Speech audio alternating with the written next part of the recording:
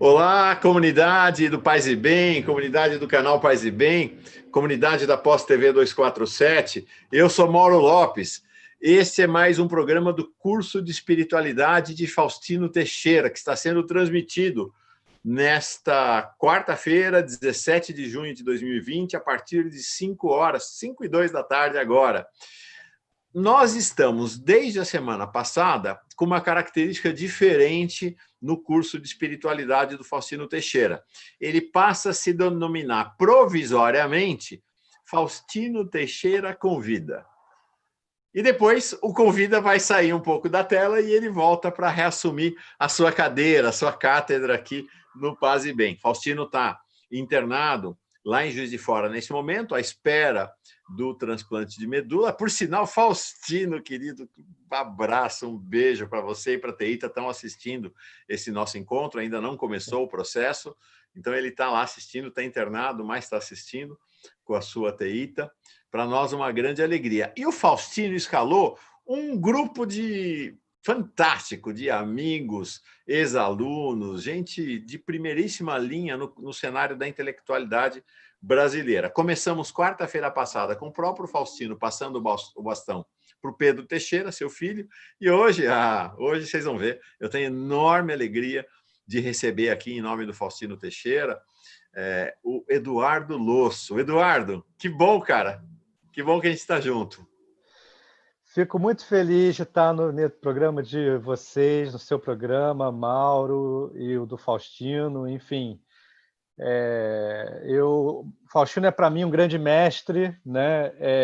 Não fui um aluno direto dele, mas nós fizemos vários congressos juntos, eventos, ele me convidou para vários deles e a gente introduziu uma relação de amizade muito grande, amizade intelectual e pessoal.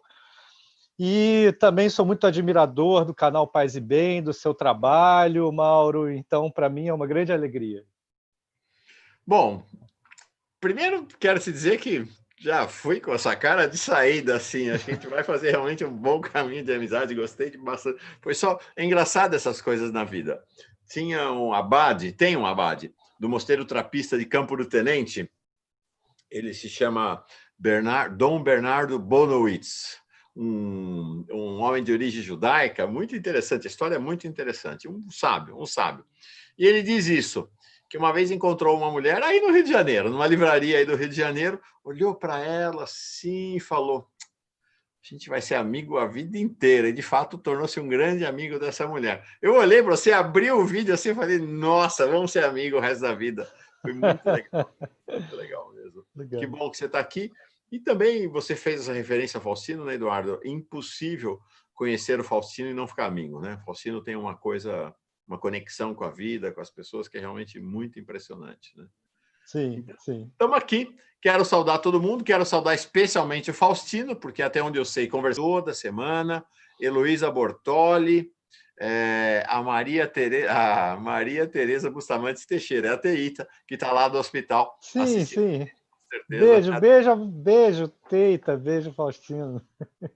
Beijos para vocês mesmo. Ela está saudando nós dois aqui, você e eu, Eduardo, para a nossa programação. Ela está dizendo aqui: Dudu e eu estamos assistindo vocês. Abraço carinhoso. Acho que eu sou o único amigo do Faustino que chama ele de Faustino. Os amigos todos, né, chamam ele de Dudu, mas eu não consegui ainda chegar a esse ponto. Fernando Antônio de Rezende está com a gente toda semana de Brasília. Essa é uma característica. A gente é uma parte da nossa comunidade, da audiência, Eduardo, que assiste todas as aulas do Faustino. Impressionante isso. Todas as aulas. Fantástico. A gente está toda semana assistindo as aulas dele. É realmente muito legal. Letícia Buriti, Elvira Gonçalves, Ronizei Costa Papi de Agnoli, a Elvira Gonçalves pedindo notícias do Faustino, como eu já falei. Elvira, ele está à espera, né, do transplante, estamos todo mundo aqui na torcida. Heloísa Bortoli, estou orando pelo nosso querido professor. Marilene de Paula, também mandando boa tarde. A Josi Negreiro, que é uma mediadora importante do nosso canal. Sueli Guerreiro, eu aqui, tá bom, Sueli, que bom. Sala N9VE, Está dizendo aqui, hoje não tive tempo de mudar meu perfil. Não sei quem é que está falando por esse perfil aqui. Ana Prado, Elvira Gonçalves, Júlio Caprani. Júlio Caprani foi um grande colega na Escola Dominicana de Teologia, anos atrás. O pessoal do Dupla Top. Bom, gente, vão chegando, vai sentando aí na sala de aula. Nós vamos começar agora com o Eduardo. Nosso tema é mística e ateísmo. Tá? É o tema desse encontro de hoje. Conforme a definição que foi deixada pelo Faustino, e eu, um minutinho só, sim, e eu vou começar te perguntando, Eduardo.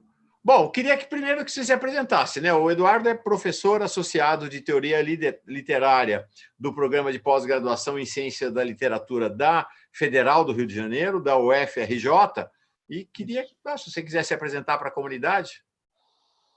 Ok, bem, é isso mesmo, eu sou professor da FRJ, desse programa de pós-graduação e do departamento da graduação. Sou professor assim, né, federal, de universidade federal, assim, já tem 11 anos, né? E fiz a minha formação lá na FRJ, depois fiquei 3 anos na Alemanha, na Universidade de Leipzig, estudando no doutorado. Eu estudei o filósofo Theodor Adorno, que na época que eu estudei ele não era muito conhecido. Hoje em dia ele está ficando cada vez mais conhecido. Até engraçado, assim, inclusive o Olavo de Carvalho, ele contribui muito para isso, porque ele atribui a canção dos Beatles à autoria do Adorno, enfim, essas loucuras, né? Eu estudei o Adorno, mas o que me interessou no Adorno foi a relação entre a dialética negativa, que é um livro que ele escreveu, e um conceito importante dele, com a teologia negativa. Né? Essa é a relação que me interessou. E essa relação ela é central no livro do Adorno. E a partir daí é que eu fui desenvolvendo essa minha busca de procurar entender a relação da filosofia moderna com a mística e da literatura moderna com a mística. Né? Foi por aí que eu fui me entrando nesse assunto. Né? Mas, enfim, eu posso dizer que esse foi o início da minha trajetória acadêmica em relação a isso. Né? A mística é um tema que perpassa a sua trajetória acadêmica, né? Sim, sim. Então, vamos começar por aí? O termo mística é um termo que, ao longo da história, foi se construindo um sentido para esse termo, foi se adaptando, consolidando-se. Em determinados momentos, ele se aproximou de uma definição mais vinculada a alguma corrente de espiritualidade, depois se afastou. Como é que foi esse caminho desse termo mística ao longo da história? Então, essa é uma ótima pergunta. O termo ele adquiriu diversos sentidos, né? A primeira ocorrência dele né, nessa trajetória da antiguidade ao Ocidente, ela se deu para designar os mistérios gregos. Né? O que são os mistérios gregos? São determinadas correntes religiosas da Grécia que desenvolveram ritos iniciáticos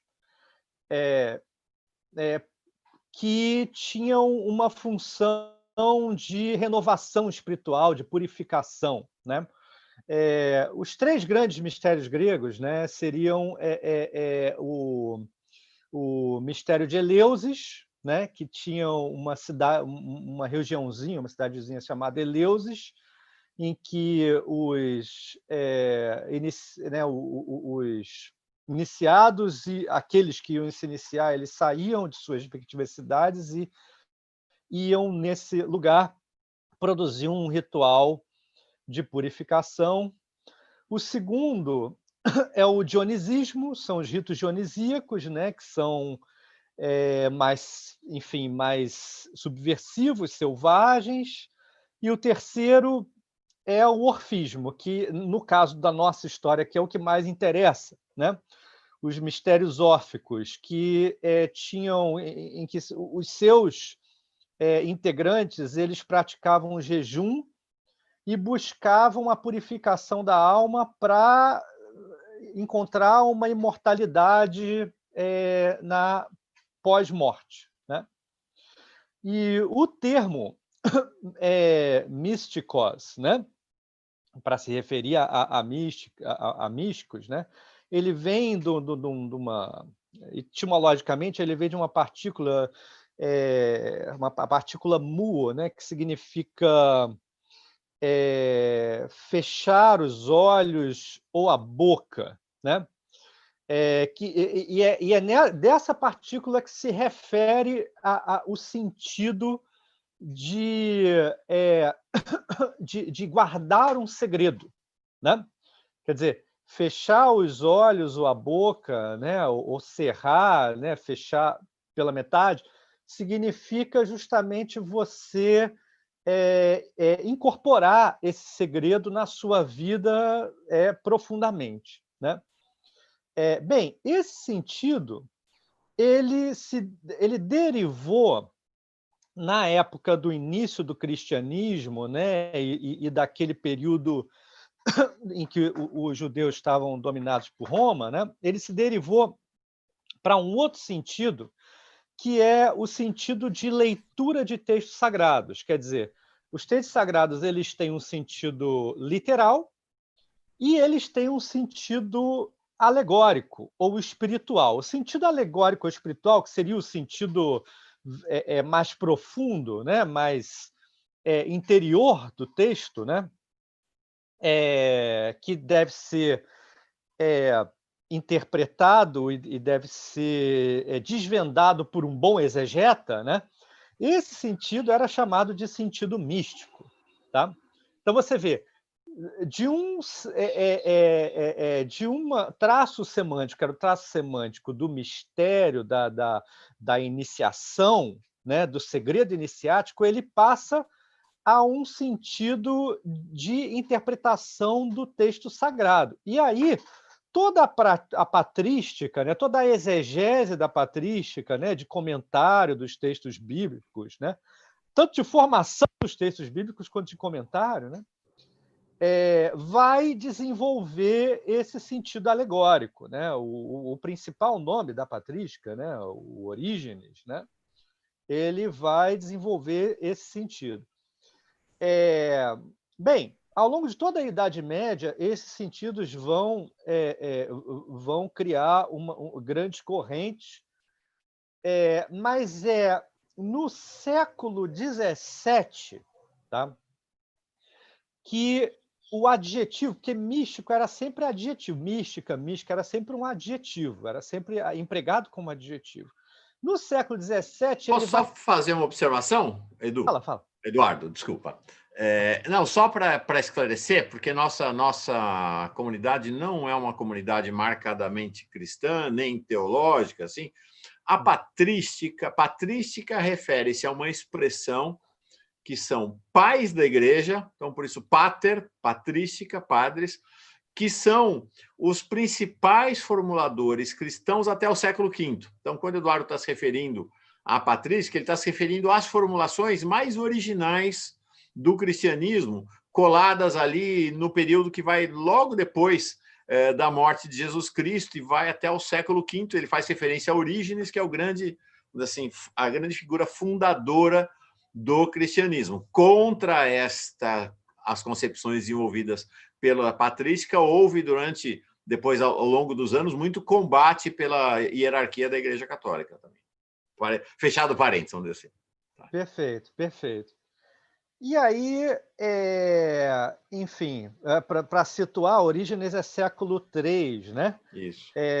Eu estou pulando aqui para o século XVII, e que foi um momento em que alguns jesuítas em especial, né, teólogos jesuítas em especial, mas não só jesuítas, mas enfim,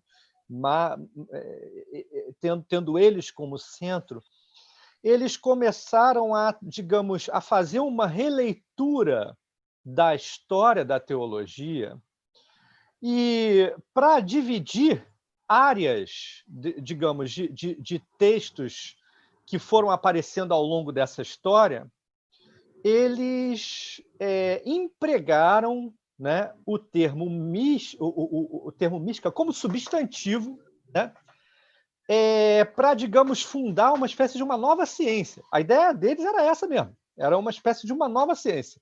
Mística, mystique, né, em francês, era um termo assim que deveria se colocar ao lado de química, de física, entendeu? Como uma área do saber teológico que estudava esses textos, que eram textos escritos por contemplativos, né? No século, enfim, do século XII ao século XVII, não se chamava os místicos de místicos, se chamava místico de contemplativos, espirituais. Né? Então, a palavra mística, com o sentido que a gente entende hoje, esse sentido majoritário, que é o sentido da figura que tem um contato imediato com Deus, né? Tem uma relação imediata com a realidade divina, e narra a sua experiência, ou produz um determinado sistema de elevação da alma, né, para chegar a esse contato divino. Esse sentido é um sentido assim que foi mais ou menos introduzido no século XVI e foi estabelecido no século XVII. Né? Tá. Perfeito. E esse sentido é o que vai se consolidar ao longo da história? Sim, a partir do século XVII, esse é o sentido principal. Aí tanto dentro da teologia como dentro das outras áreas, né, do conhecimento que vão surgir, né, devido ao iluminismo, devido ao crescimento das universidades e tal, o sentido de mística ele passa sempre a ser essa relação de um sujeito com o divino, quer dizer, um sujeito muito especial, né, que tem essa oportunidade única, né, extravagante, de ter um contato privilegiado, né, com Deus. Né? E aí, é claro, aí vai se delinear ao longo do tempo tanto uma relação de uma certa adoração dessa figura, né, em um determinado tipo de pessoa, né, um tipo de pessoa mais devoto, né, que está mais interessado em criar essa relação, e vai também despertar uma grande rejeição, uma grande irritação de quem não acredita, né, nessa relação íntima com Deus, porque não acredita em Deus. E acha que essas experiências são experiências de pessoas muito iludidas, pessoas supersticiosas, enfim. Né? Mas antes de entrar nisso, porque queria ver contigo um pouco você tem o crescimento desta ideia da mística, por um lado, e, por outro lado, você vai ter um crescimento, aí saindo, então, desse período da antiguidade e do início da Idade Média, você vai tendo crescimento paralelo à ideia da mística da teologia, que vai se afirmar como a rainha das ciências no pensamento. Inclusive, as primeiras universidades são fundadas a partir das vertentes ou do estudo da teologia. Então, explica um pouquinho como é que vai se dar, porque acho que tem antes do antagonismo entre mística e ateísmo, nós vamos construir o antagonismo entre teologia e mística, ou entre burocracia, entre o saber estabelecido e apropriado pela igreja e os místicos, né?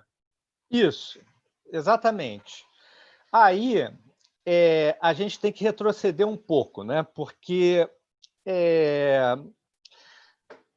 tanto os especialistas da mística, em muito especial, historiadores da mística, né?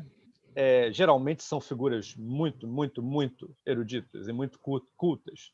Gente como Michel de Certeau, Bernard McGuinn, né, nos Estados Unidos, Kurt Ruhr na Alemanha. Ele geralmente, assim, o McGuinn, por exemplo, ele considera que existe mística desde a Grécia, entendeu? Desde esse momento aí dos mistérios gregos, né? E aí ele vai fazendo uma leitura da mística em Platão, no helenismo, né? Na patrística, em Agostinho, no neoplatonismo, em Dionísio Areopagita, enfim, no monasticismo, até chegar naquilo que a gente vai considerar como o final da Idade Média, né? Mas se a gente for um pouquinho mais estrito, se a gente não entrar muito assim numa expansão muito grande do conceito, né? Eu chamo de mística no sentido estrito, né? Aquilo que acontece do século XII ao século XVII, tá? O que acontece nesse momento? Nesse momento, no século XII, né? O que está acontecendo é que está se formando as grandes ordens católicas, né? Algumas já tinham se formado antes, mas o desenvolvimento delas, né, vai criar uma cultura, né, a cultura de saída dos mosteiros e a reconstituição das cidades, a constituição das cidades europeias, em que algumas figuras elas vão querer fazer essa experiência espiritual fora dos mosteiros, quer dizer, fora de um lugar mais institucional, né? A primeira dessas figuras está nas beguinas, por exemplo, né? As místicas beguinas, as mulheres beguinas, que eram essas comunidades beguinas, elas não estavam dentro da igreja, né? A igreja tentava controlar da maneira que podia, mas não estava dentro delas. Então, era um lugar de fora da igreja em que as mulheres faziam serviços, enfim, de ajuda aos pobres, diversos tipos de serviços. Mas nelas foi crescendo um anseio espiritual em que elas foram cada vez mais tendo experiências místicas, entendeu? E aí, as beguinas mais cultas, né? Aquelas que sabiam ler, escrever e tal, e tinham um projeto intelectual, né, por trás, elas começaram a escrever tratados de elevação da alma, como foi o caso da Marguerite Porret, né, no século XIII. Sim, ela foi tema de uma aula específica aqui no Paz e Bem com Faustino. Perfeito, Maravilha, exatamente. maravilhoso. Faustino é responsável pelo conhecimento da Marguerite Porret aqui no Brasil. É isso aí. Né? Assim, uma orientanda dele traduziu a Marguerite Porret, né, o livro da Marguerite Porret, né, o Espelho das Almas Simples. Enfim. E, nesse caso, a partir das beguinas, começa um movimento, né, de anseio por esse contato com o divino e inclusive assim, a narração desse contato divino ou a preparação para esse contato, né? E aí vão produzir a maioria dos textos desses místicos começa no século XVI, vai para diante, geralmente são tratados de elevação da alma, mas às vezes são poemas também, às vezes são diários, certo? E aí a partir desse momento, você cria diversas... A gente pode, né? Os historiadores, eles começaram a produzir diversas vertentes da mística. Então, tem a vertente própria dessa mística beguina, que a gente chama de mística amorosa, porque é muito influenciada pela tradição do amor cortês, né? Você tem a mística nupcial, que começou com Bernard de Claraval, que veio um pouco antes da Beguinas, inclusive, né? O Bernard de Claraval. Que que ela inicia a partir da interpretação do Cântico dos Cânticos, né? que dos textos bíblicos é o mais fundamental assim para a mística, né? Eu não tenho dúvida. Sim.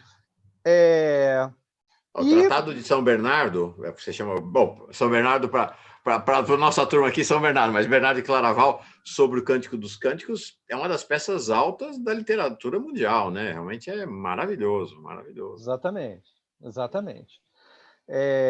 E ele introduziu nesse tratado, por exemplo, o conceito de experiência, né? Assim, a predominância da experiência começa com o olhar dele, né, sobre o Cântico dos Cânticos. E toda essa relação, que geralmente é muito difícil de entender, que é a relação do erotismo com a espiritualidade, entendeu? Porque não é erotismo puro, não é. Assim, não é assim, não é uma relação, enfim, entre amante e amada existente. É uma relação entre Cristo esposo, Cristo ele se coloca no lugar do esposo, e a alma esposa, quer dizer, uma relação alegórica, né? Como a mística já estava acostumada com sentidos alegóricos, né? Ela explorou isso bastante. Claro. Depois... Mas nesse sentido, por esse duplo, as beguinas foram muito à frente, porque o fato de serem mulheres e femininas, por mais alegórico que fosse, como o Cristo é o esposo e elas são mulheres e aborda a partir do feminino, isso dá um casamento muito mais fácil do que o casamento com a mística, com os homens, né? Sim, exatamente. E elas colocavam isso de maneira bem ostensiva nos textos, né? Margit Porretz, por exemplo, nesse livro dela, é um diálogo de 3 grandes damas, né? A dama alma, a dama, enfim, a dama amor, né? E a dama razão, que está lá só para ser limada, está lá só para ser detonada. Isso aí. Enfim, e depois você tem o surgimento daquilo que a gente chama de mística especulativa, né? Que desenvolveu... mas a gente pode já estar um pouco dentro desse lugar também, né? Que desenvolveu a ideia de um Deus que está acima da razão, da linguagem, e que ele só pode ser pensado negativamente, né? E essa busca de um Deus negativo, um Deus para além de todos os atributos, né, que normalmente são colocados dentro da teologia, né, o atributo de beleza, bondade, justiça, né? Ela iniciou com Dionísio Areopagita, isso que a gente chama de teologia negativa. Dionísio Areopagita é um teólogo do pseudo Dionísio Areopagita, né? Um teólogo do século VI, né? Mas o desenvolvimento dessa negatividade aconteceu mesmo nessa mística especulativa, especialmente com Meister Eckhart, né? Isso daí é geralmente a mística que entrou em conflito com a teologia para responder à sua pergunta, né? Porque nesse mesmo momento em que a mística está crescendo, ascendendo, né? Com vários tratados, com várias comunidades beguinas, etc. e tal, a escolástica também está surgindo, né? E o início da escolástica ele não estava diferenciado da mística. Não existe uma diferença estrita entre escolástica e mística, né? A escolástica é o braço mais rigoroso, né, da teologia, né? Mais sistemático da teologia. Né? Mas não surge em oposição à mística, inicialmente. Exatamente, não surge. Tomás de Aquino, por exemplo, ele é um grande leitor de Dionísio Areopagita, né? E ele, junto com outros escolásticos, né, introduziram o conceito de cognitio Dei experimentalis, que é o conceito que define a mística, né? A experiência cognitiva de Deus, né? Agora, o fato é que, à medida em que a escolástica foi se desenvolvendo e à medida em que os místicos foram entrando em conflito com a igreja, né, a igreja foi se preocupando com com esse perigo, né, de uma soberba, né, que os místicos possam ter na relação direta com Deus, né? Porque aí cria um problema político aí de que os místicos eles querem dispensar a mediação que a igreja faz da relação com a Trindade, né? Uhum. E aí foi se desenvolvendo aquilo que eu chamo de antimística, tá? Que é uma rejeição sistemática das instituições à mística, tá? E essa rejeição, é claro, ela começou com a igreja e com a teologia, né? E é por isso, inclusive, para as pessoas entenderem bem, porque quando a gente fala de mística, é muito normal que as pessoas liguem a palavra não à mística cristã, mas à mística oriental. Né? Elas ligam a palavra à mística indiana, à mística budista, né? Ou mesmo até à mística sufi, né? Árabe, mas às vezes elas acham estranho que você fale em mística cristã. Por quê?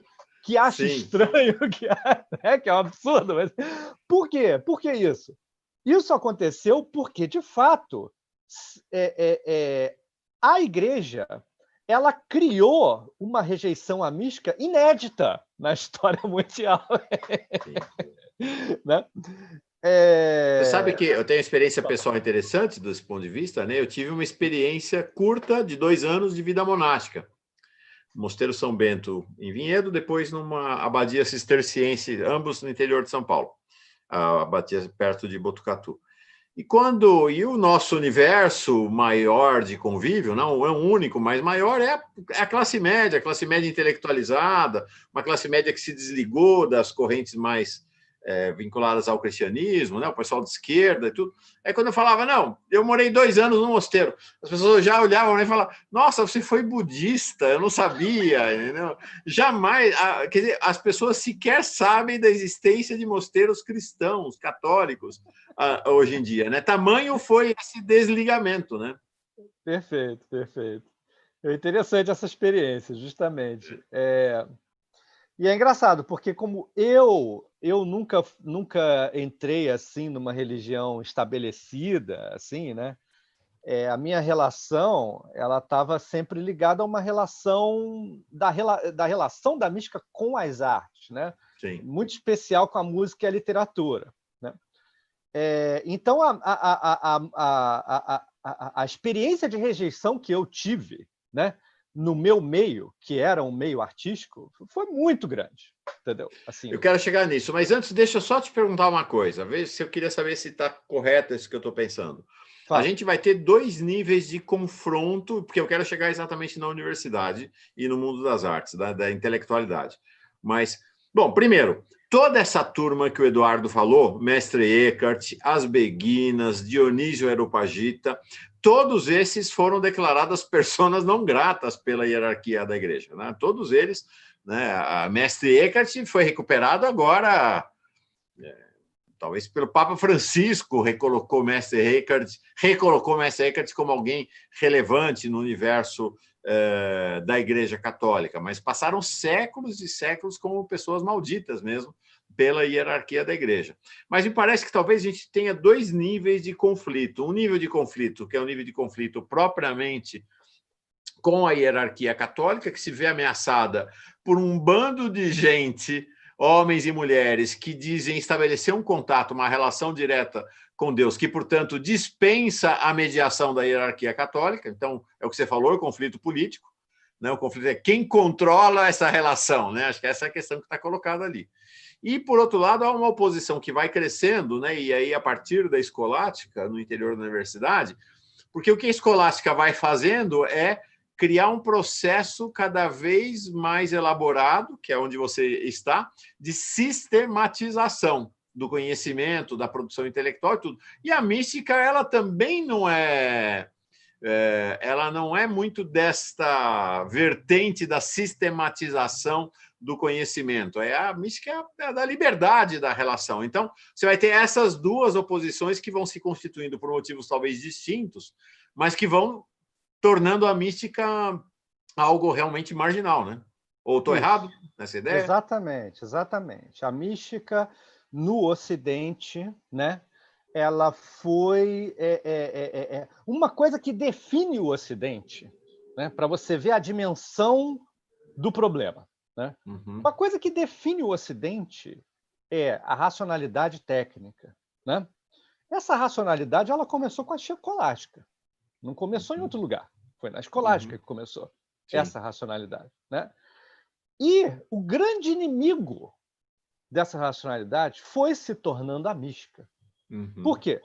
Não que a mística ela seja irracional. A mística ela não tem assim uma postura, né? Os místicos, assim, os místicos são intelectuais. Assim, esses místicos que escreveram, né?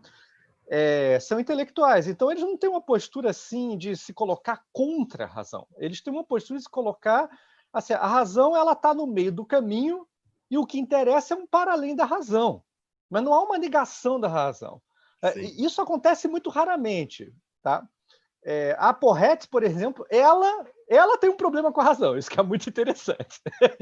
Mas geralmente não, entendeu? Sim.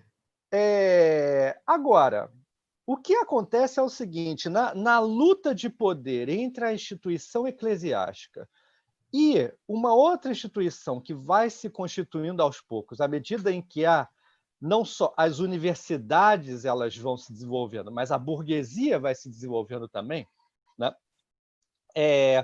Você cria um outro grande poder, ele vai se estabelecendo, né? Que é o poder, digamos, tecnocientífico, né? É o poder burguês, propriamente dito, né? Nesse caso, tanto a igreja como a burguesia ao lado da ciência, né? Eles vão criando dois grandes polos, né, de luta, vamos colocar. Né, e a mística no meio disso? Bem, a mística ela é rejeitada exatamente pelos dois. Né? Só que não é só a mística assim, que a gente está falando aqui, né, que eu falei até agora aqui, a mística nupcial e a mística especulativa que são rejeitadas. Tem uma terceira mística que eu não falei, que é a mística renascentista. Tá? Que às vezes nem é chamada de mística, né? Às vezes é chamada de esoterismo. Né? Em que consiste essa mística? É uma mística que mais ou menos surgiu com um filósofo chamado Fitino, bancado por um burguês, Médici, né? E esse filósofo ele vai traduzir várias figuras, assim, Platão, Plotino, Dionísio Areopagita ele vai traduzir também, e uma figura que, na época, as pessoas achavam que existia, que é o Hermes Trismegisto, né? Meio homem, meio deus, né? Que tinha um conjunto de textos que se chamava Corpus Hermeticum, né? Que hoje em dia a gente sabe que são textos do século II, tá? Mas na época se acreditava que esses textos eram mais ou menos da mesma época que Moisés, na mesma época que o Velho Testamento. Então davam uma autoridade a esses textos, entendeu? Assim, absurda.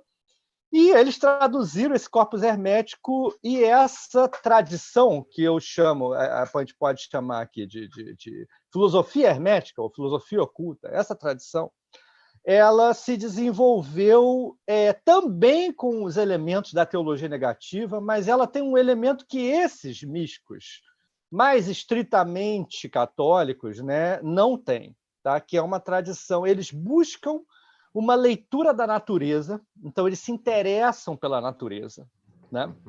E começam a fazer uma leitura ligada... Eles têm um projeto de formular uma magia culta, uma magia elevada. Não uma magia que eles considerariam vulgar, que é uma magia, digamos, do homem popular da época, do homem medieval popular da época, né? Mas uma magia enriquecida pelo saber desses textos neoplatônicos, entendeu? Desse tipo. E também eles vão reler a Cabala, vão cristianizar a Cabala, tá? E os pagãos em geral, né? O maior representante dessa corrente é o Giordano Bruno, que foi também queimado na fogueira, né? O Giordano Bruno não é um cientista, não. Entendeu?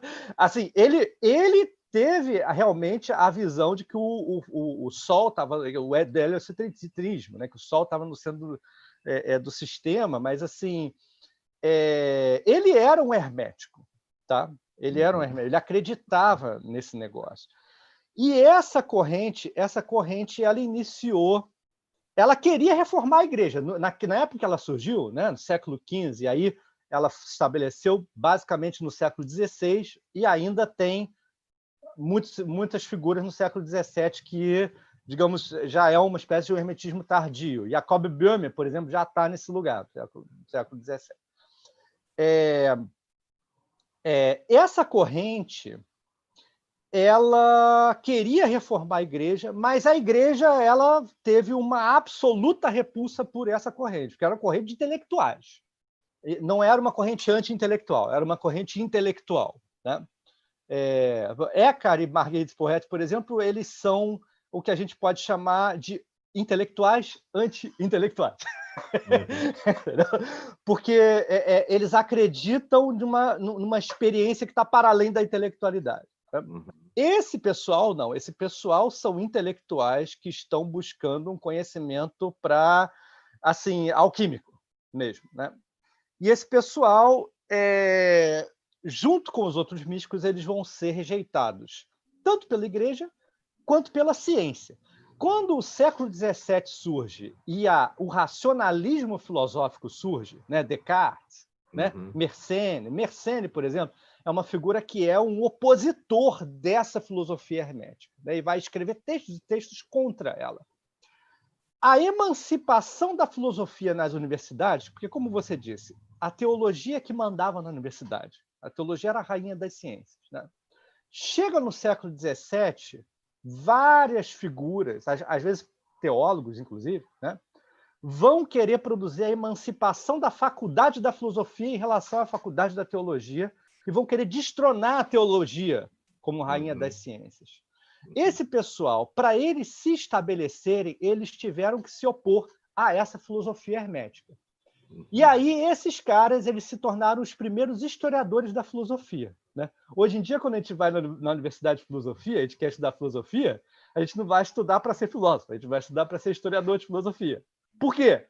Porque esses caras, eles começaram a faculdade de filosofia fazendo história da filosofia. Eles foram os primeiros historiadores da filosofia.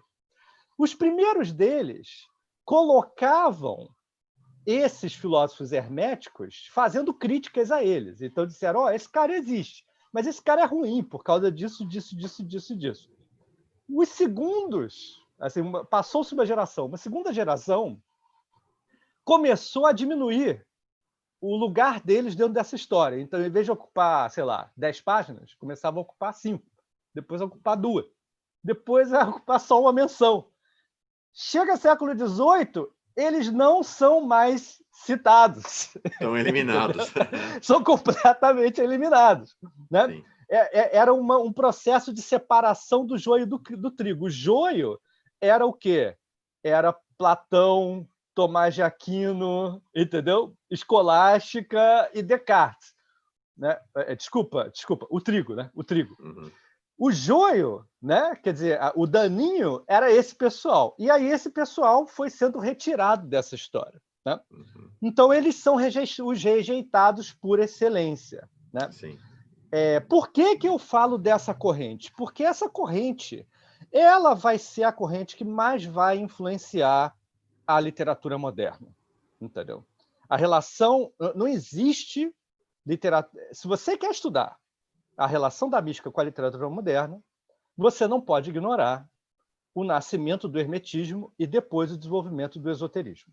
Não pode ignorar isso. Tá? E aí, nesse sentido, eu tenho uma discordância em relação a alguns amigos teólogos muito restritos. Amigos teólogos que gostam de mística, que estudam mística, mas não levam em consideração essa corrente.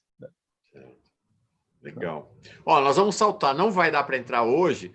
A gente pode até pensar em fazer depois mais um encontro.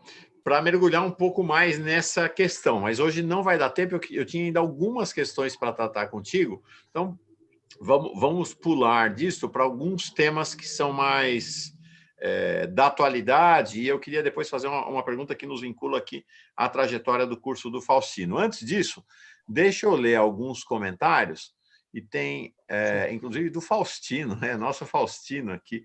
A Teita manda um comentário aqui, ficou um pouco mais para trás, deixa-me achar aqui. A Teita escreveu para nós que ela e Faustino estão assistindo, de fato. Onde está você, Teita? Deixa eu te achar aqui. E que o Faustino, enfim, a Teita escreveu, não estou achando agora, ela escreveu que ela e Faustino estão assistindo a aula, estão achando super interessantes, estão achando que a gente está fazendo uma... alegria, Maria, o recado do Faustino, alegria de ver essa dupla especial, a reflexão está muito boa. Faustino, eu sou grato a você, porque você me colocou em contato com o Eduardo Losso, fantástico, maravilha. Quem está aqui também assistindo nossa roda, a sua aula, é a Carolina Duarte, que é orientanda do Faustino, e que vai dar uma aula para nós aqui logo, logo, tá? Muito importante. Tem uma pergunta aqui da Patrícia, da Ana Prado, que me parece importante para a compreensão desse universo de termos que você está usando, que é o que é a teologia negativa. Então, vamos abrir um parênteses para você explicar a teologia negativa, e a gente volta para fazer o percurso aí para o final da aula. Então, a teologia negativa é muito importante nessa história, porque existe um caminho, que é o caminho, digamos, um pouco mais tradicional, que a gente chama do caminho catafático, que é o caminho dos atributos positivos de Deus. Tem bondade, temperança, onisciência, onipotência, né?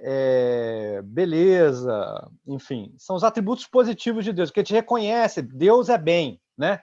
Bem é um atributo essencial, por exemplo, né? Que vem de Platão, inclusive, né? A teologia negativa, isso são formas de chegar a Deus, né? Então, através dos atributos, através dessas qualidades, você busca o caminho para Deus, né?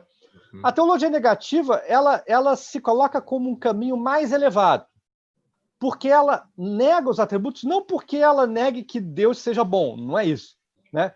É que ela considera que Deus é mais que bom, né? Deus é tão bom, mas ele é muito mais do que bom, porque a linguagem não dá conta de Deus, né? Então aí você começa a negar todos os elementos da linguagem para chegar a uma experiência silenciosa, a noite escura de João da Cruz, entendeu? Experiência silenciosa em que a linguagem não está mais presente. O que está presente é essa relação íntima, tão íntima, que nenhuma palavra, nenhum conceito se coloca entre o sujeito e o divino. E aí, isso quer dizer, para usar uma palavra importante nessa aula do Eduardo, que é experiência, vai nascer no interior do cristianismo o que se chama a experiência da contemplação, que a gente conhece mais contemporaneamente como meditação.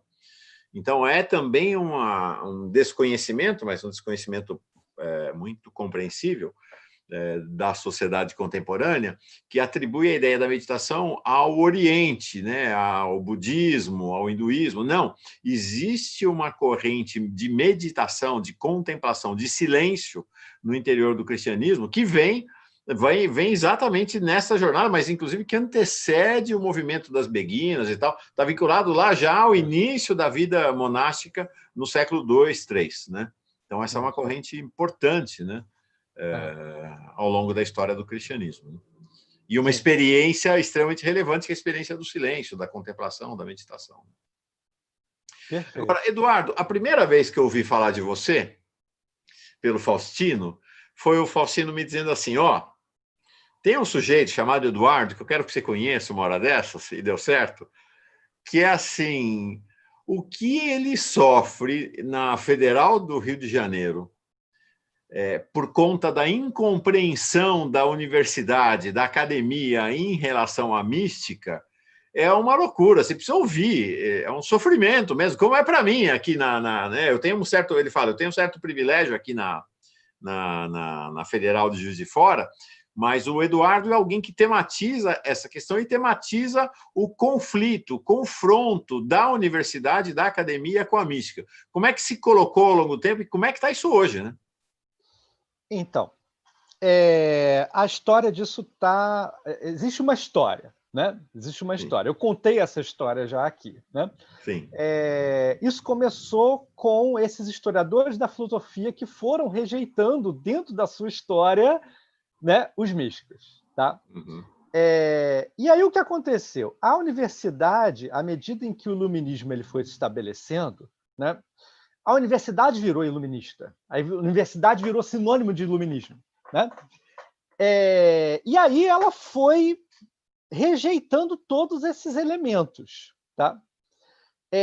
Quando surgiu áreas que estudavam artes, né, por exemplo, literatura, história da literatura, né, na universidade, né, ou história da música, história né, da dança, ou qualquer coisa que seja assim, já estava estabelecida essa rejeição da mística. E aí o que interessava assim, no desenvolvimento das artes não era a relação delas que elas tinham com a igreja ou com a teologia. Isso não interessava, porque essa relação mostrava que elas ainda não tinham a sua autonomia. Elas ainda dependiam da igreja, né? O que interessava nessas artes era o destaque que elas tinham da igreja. Então, quanto mais o escritor ele se coloca como fora da religião, mais ele é escritor, mais ele é literato, né? Bem, essa visão, a meu ver, ela é completamente falsa. Por que ela é completamente falsa?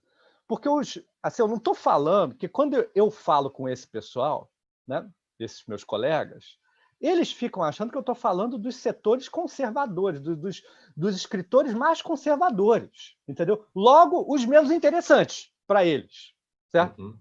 Aí eu queria, não, os mais avançados, aqueles que vocês consideram mais avançados. Olha só, Baudelaire, o primeiro grande poeta moderno, que foi o primeiro que escreveu sobre a cidade parisiense. Boa parte da poética de Baudelaire deve à leitura que ele fez de Swedenborg, que é uma dessas figuras da filosofia hermética. Uhum. Entendeu? A teoria das correspondências de Swedenborg ela é absolutamente essencial para Baudelaire, né? William Blake, entendeu? O poeta romântico mais ousado de todos, ele cita Swedenborg num grande texto dele chamado Casamento do Céu e do Inferno, entendeu? Que é um texto basilar do romantismo inglês, né? Gerard de Nerval, por exemplo, ele tinha toda a leitura desses místicos. Ele era uma figura que conhecia esses místicos profundamente. E é uma figura central da boemia literária parisiense, né? Depois disso, chega um movimento que é um movimento que eu estudo, porque eu acho muito especial, que é o movimento do simbolismo, né? Aqui no Brasil você tem o grande simbolista negro, que é o Cruz e Souza, que cita Teresa d'Ávila toda hora, entendeu? É um leitor de Teresa d'Ávila, profundo de Teresa d'Ávila, né? O simbolismo todo, ele tem como elemento central dos seus manifestos a mística. O que interessa ao simbolismo é a mística.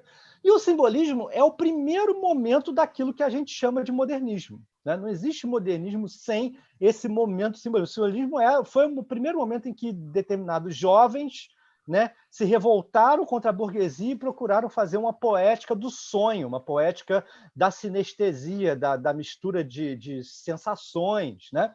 E o que interessava a esses era a riqueza de sensações e de espiritualidade, né? Quer dizer, eles não opunham o corporal ao espiritual, eles achavam que o espiritual potencializava o corporal, né? Então, assim, quando chega o modernismo, eu posso citar vários, eu posso ficar aqui. Entendeu? Bom, esse é o tema, né? Esse é o tema. Exatamente, assim, é o surrealismo todo, entendeu? Que é um movimento Sim. basilar do modernismo. Ele é um movimento que está totalmente ligado a essa corrente da correspondência, entendeu? Enfim, não tem como você separar a poética mais avançada da literatura moderna da experiência mística. Não tem como fazer isso. Né? Sim. E pós-moderna também, né? E pós-moderna também. Sim. Se a gente for descer para o nível, por exemplo, da... Descer não, desculpa, perdão pela má palavra. Mas se a gente for olhar para esse universo da cultura popular, se a gente olha para dois ícones da cultura popular brasileira, não dá para pensar esses dois ícones não como uma trajetória linear. Não é linear, mas não dá para pensar esses dois ícones, que são Gilberto Gil e Caetano Veloso, sem olhar para a dimensão mística, que está profundamente presente na obra deles. Né? Profundamente. Perfeito. Caetano, no Verdade Tropical, por exemplo, ele cita o encontro em Portugal com um alquimista português. É uma história engraçada, entendeu?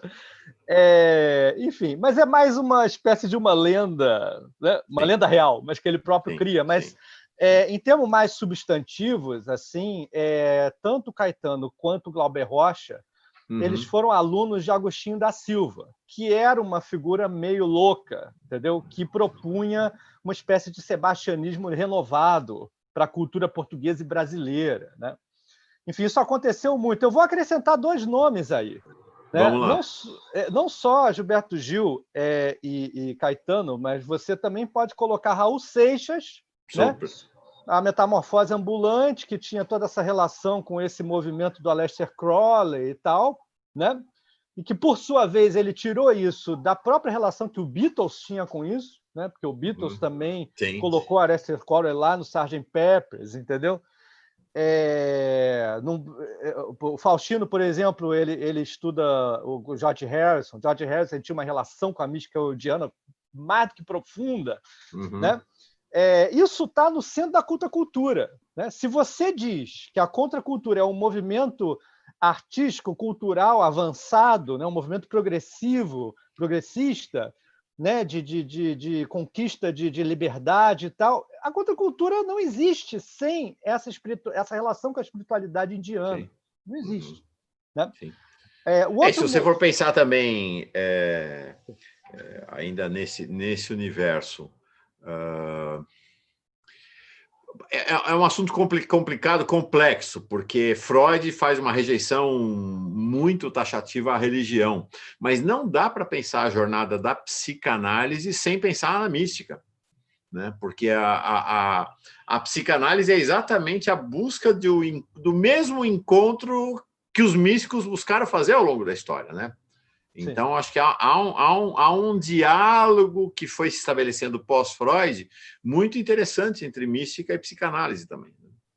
Sim, depois que se removeu essa capa de antirreligiosidade, que era absolutamente razoável, essa capa, né? E que foi se separando a questão da religiosidade da questão da jornada da mística, que a jornada da mística é uma jornada que está profundamente vinculada à jornada do inconsciente, que é a base da psicanálise. Né? Sim. Então, tem muitos psicanalistas, não sei se muitos, mas uma dezena, pelo menos, né? Sim. Que se interessam pela mística e estudam a mística de diferentes maneiras, assim. Mas, para voltar àquela questão que você falou no início, da rejeição, né? Como que acontece essa rejeição acadêmica, né? A gente pode dizer o seguinte, a filosofia contemporânea ela deve aos 3 grandes mestres da suspeita, né? Que é Marx, Nietzsche e Freud. Certo? Tanto Marx quanto Freud, eles são figuras que, muito especialmente, rejeitaram, de fato, a mística. Tá? Assim, dentro dos seus textos mesmo, isso aparece. Né? Assim, o Freud ele considerava a religião como ópio do povo e, quando ele usava o termo mistério ou o termo místico, ele usava como quase que sinônimo de fetiche da mercadoria, esse tipo de coisa. Né?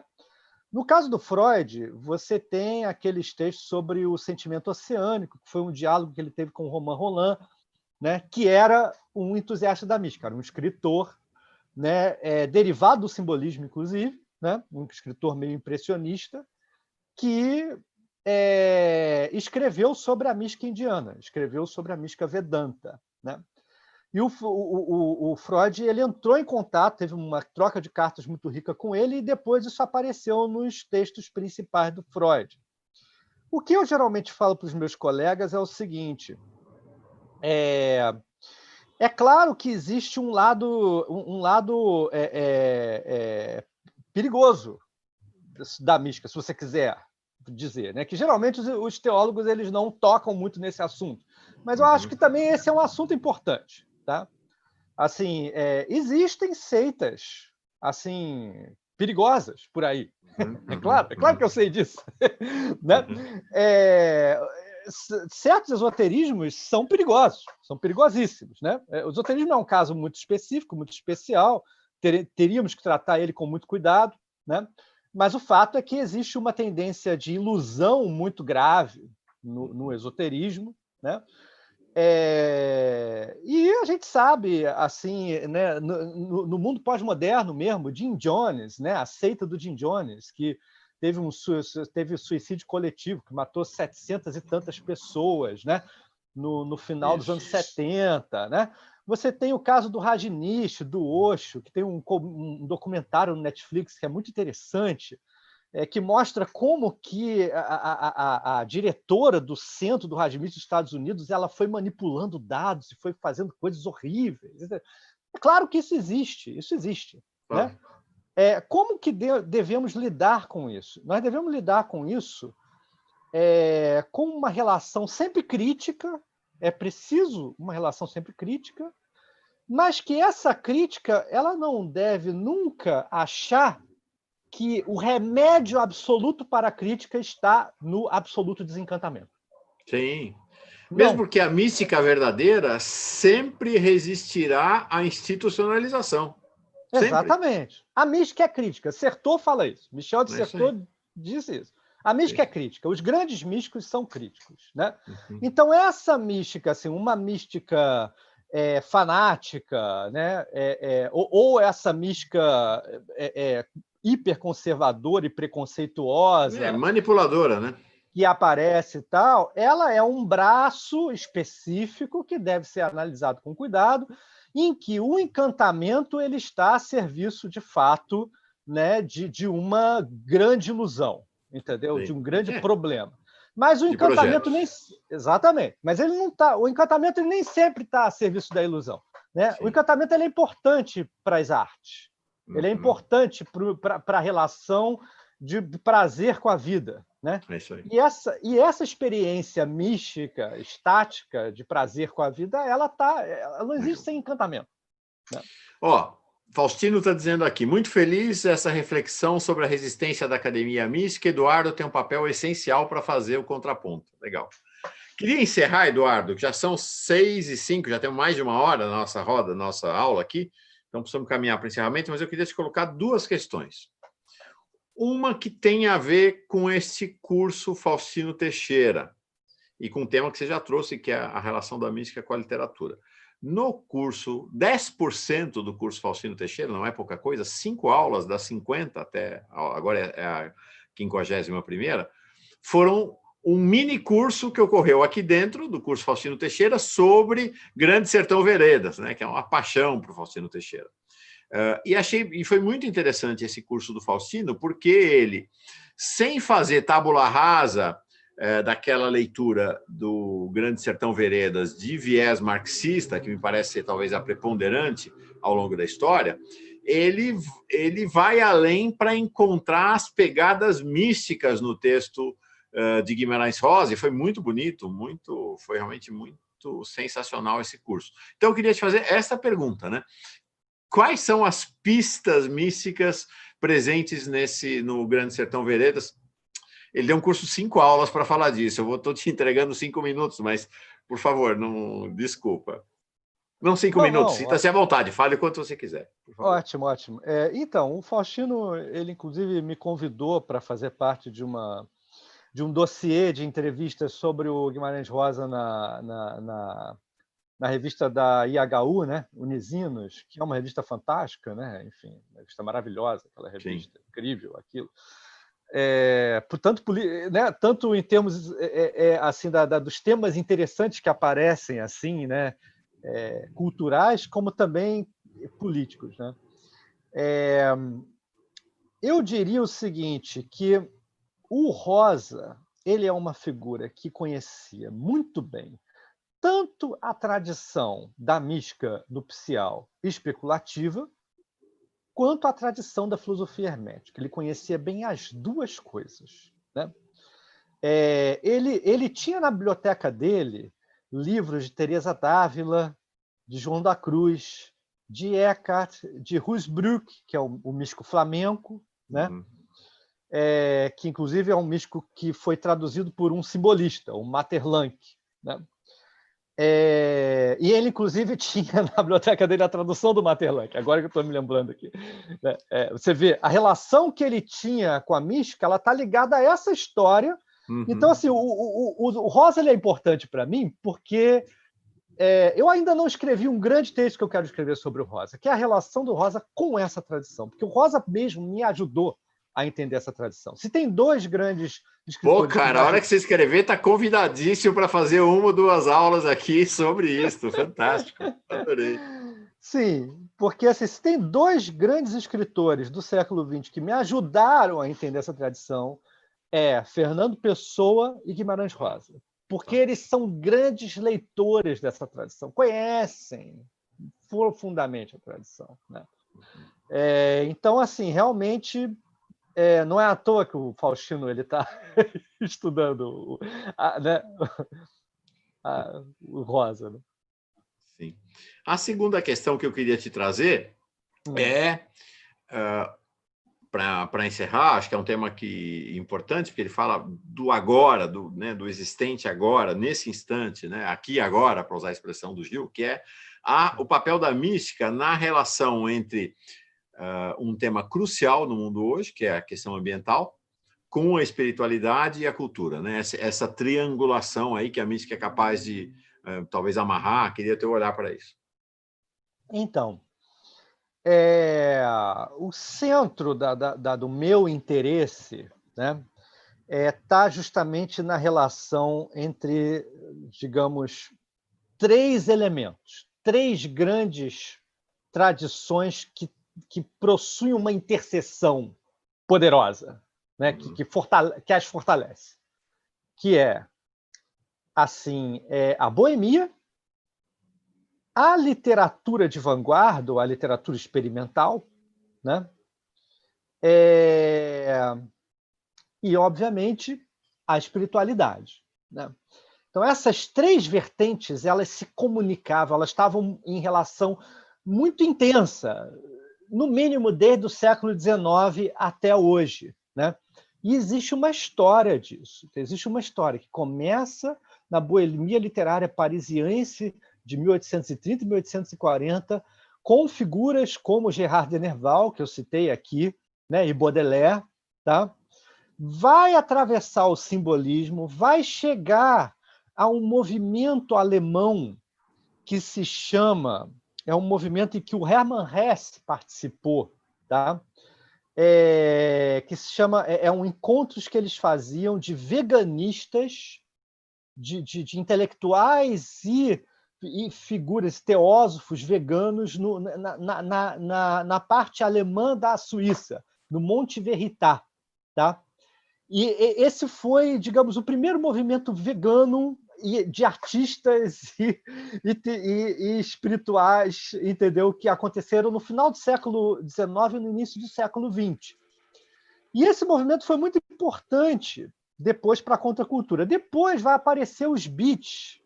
Os beats, eles eram figuras que estavam muito ligadas à mística budista, eles liam a mística cristã, entendeu? Os beats americanos dos anos 50, dos anos 60, Allen Ginsberg e tal. E esses caras, esses beats, eles foram, digamos, os grandes intelectuais da contracultura, né?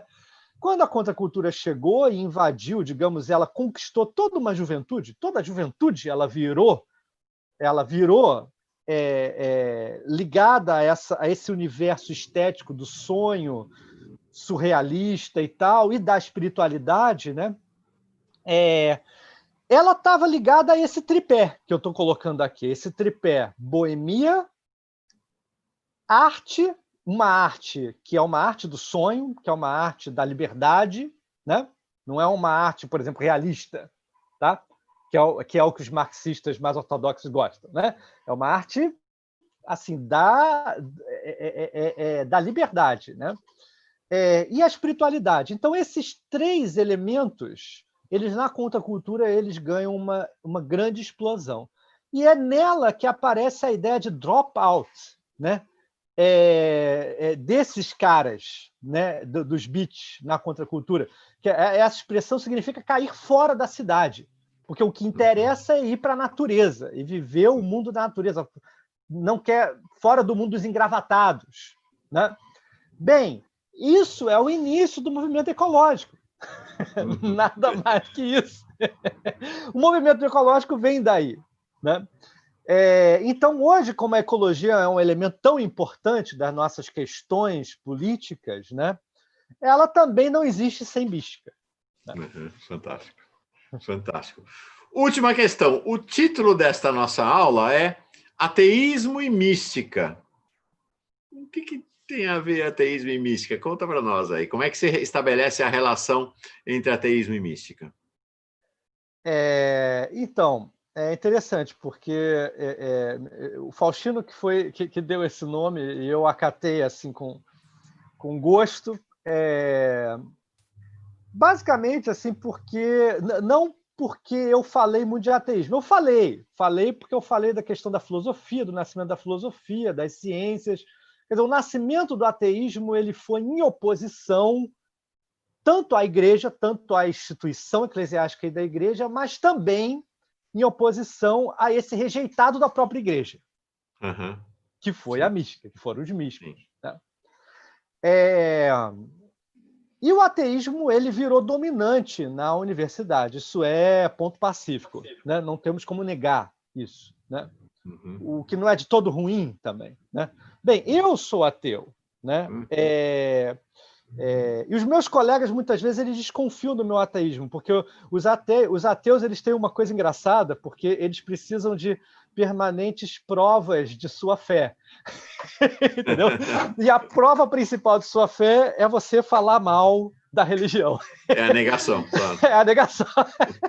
Então, quando existe um ateu que não fala mal da religião, pelo contrário, se interessa muito pela religião, né?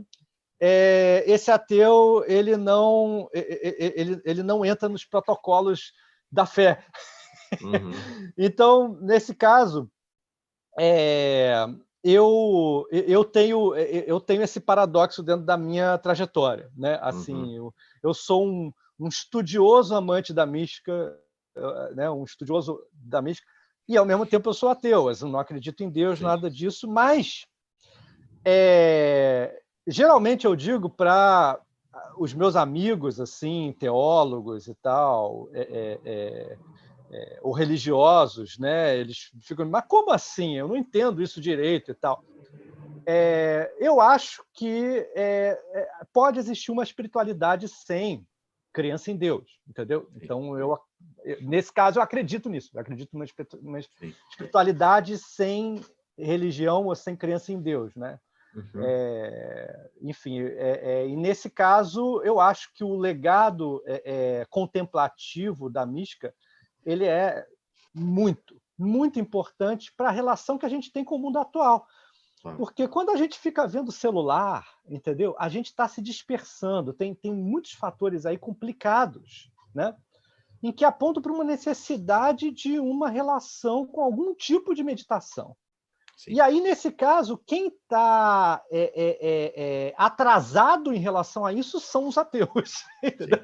Porque quando os ateus ficam negando, né, a sua relação com uma espiritualidade, eles negam uma necessidade que a gente tem hoje de uma relação de silenciamento, de uma relação de contemplação do mundo e tal. Isso é importante para todo mundo hoje. Né?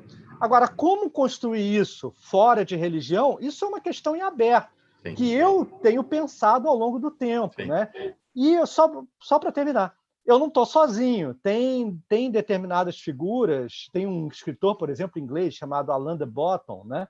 que ele tem um livro sobre isso, né? De como fazer uma meditação fora da religião, né? Como ter uma espiritualidade fora das religiões, né? Bom, então estamos juntos nessa caminhada, porque esse é o projeto do canal Paz e Bem, né? A espiritualidade plural e de paz, e esta pluralidade, ela abrange, do nosso ponto de vista, ou pelo menos acolhe, ou recebe, ou dialoga, ateus, agnósticos, e no limite até os fundamentalistas, se eles toparem, né? Não tem fronteira, né? Não tem limite. E uma característica interessante, Eduardo, é que nós não temos pesquisa no canal, mas o que eu vejo nos chats, nas conversas, nos diálogos, é que uma parte expressiva da audiência, da comunidade Paz e Bem, é de gente agnóstica ou ateia. Interessante. É bem interessante isso, tem sido, e eu digo para as pessoas, não precisa ter religião nem acreditar, porque é o seguinte, é o que você falou, para ficar quieto, fechar os olhos e fazer silêncio, você não precisa acreditar em Deus, você não precisa acreditar em nada. É só fechar os olhos e ficar em silêncio. E falar o mantra, porque o mantra não é uma conexão religiosa, o mantra é só uma ferramenta de auxílio para você criar o ambiente de silêncio. Então, para admirar, para ficar o Faustino é o mestre de Haikai também para nós aqui, né? Para admirar a folha que cai da árvore e vai fazendo o seu movimento de queda, não precisa acreditar em nada, exceto na vida, né? Na beleza, né? Então, acho que... Voltou. Hã?